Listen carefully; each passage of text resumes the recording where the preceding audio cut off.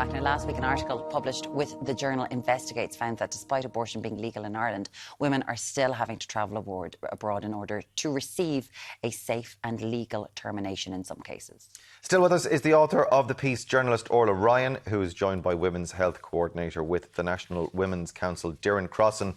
You're both very welcome. Orla, thanks for staying with us. It was 2018, huge celebrations, of course, for the repealing the Eighth Amendment, Doireann, and in those 7 years, I suppose, could you explain for us exactly the state of play or the lay of the land legally right now for women in Ireland? Yeah, absolutely. So obviously, as you said, we had the Eighth Amendment repealed in 2018. In 2019, then, it became legal to access abortion services up to 12 weeks. So at the moment, for any woman to access an abortion after that time, there's a very rigid and narrow legal criteria for that. So it would be in the case of where there's a risk to life, for instance, and also for some cases of fatal fetal anomalies as well. OK, so in your report, Orla, why were you finding that women were having to travel outside of Ireland for an abortion? Yeah, so based off the figures we received and the women that we spoke to, very often it was that they were just over the 12-week limit. Sometimes women were not finding out they were pregnant until they were 10 or 11 weeks along. They might have had irregular periods, or there might have been other issues there, and they simply didn't know they were pregnant. So then by the time they got a GP appointment, they had the 3-day mandatory wait, which is still in the law.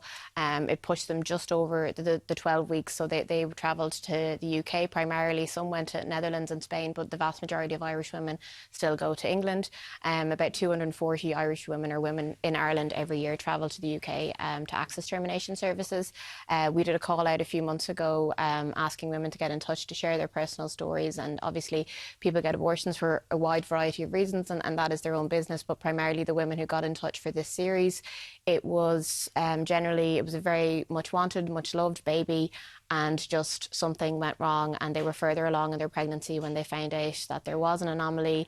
In certain cases they were told the baby would die, it was just a matter of when, which is obviously a horrendous scenario to end up in, but because there's sort of a legal grey area where in certain cases, if there's an anomaly with the fetus, two medical experts, including an obstetrician, have to agree that the baby will die before birth or within 28 days after birth. So while in many cases it's very clear that the baby will sadly die, it can be quite hard to say exactly when.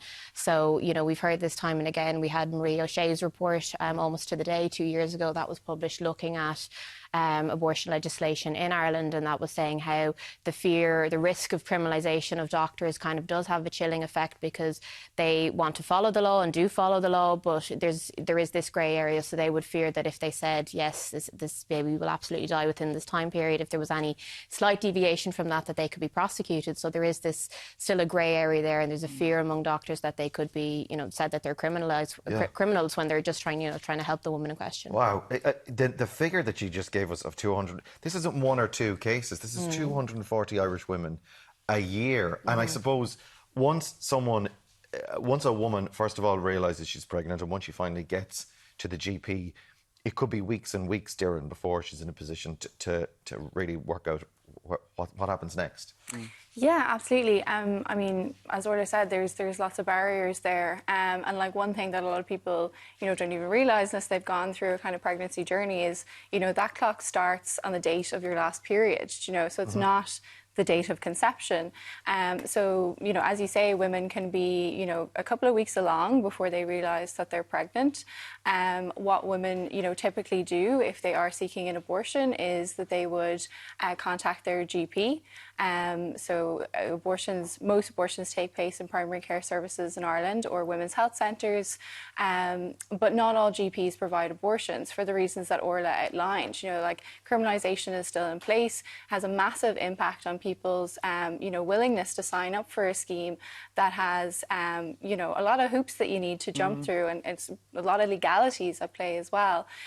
So not all women will access abortion through their own GP. They might actually spend some time, you know, researching, going to HSE My Options and actually finding out what GP in their local area can they access. And for some women in parts of the country, there may only be one GP in the whole county that provides that service. So you already are a couple of weeks along. Yeah, that takes time, yeah. Exactly. And then you're contending with the mandatory 3-day wait as well on top of that. And we The 3-day waiting period, it's something that was very much big during the repeal of the 8th debate. Scientifically, why do we have a 3-day waiting period? So there's no scientific or medical basis for having a mandatory waiting period.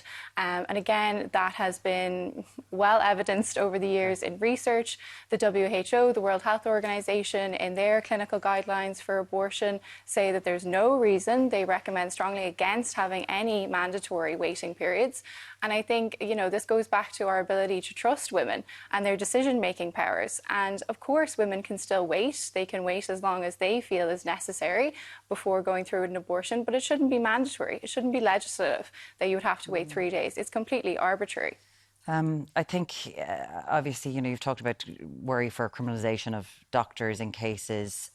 Worried, is there an issue about abortion pills? Maybe people accessing those beyond a certain point? Yeah, there is a fear related to that. So some Irish women still do that. Primarily, we can access care, but one thing we found in the series in particular was it was a Europe-wide series, and a lot of women across Europe do access pills online, particularly in places like Poland and Malta, where they have incredibly restrictive regimes.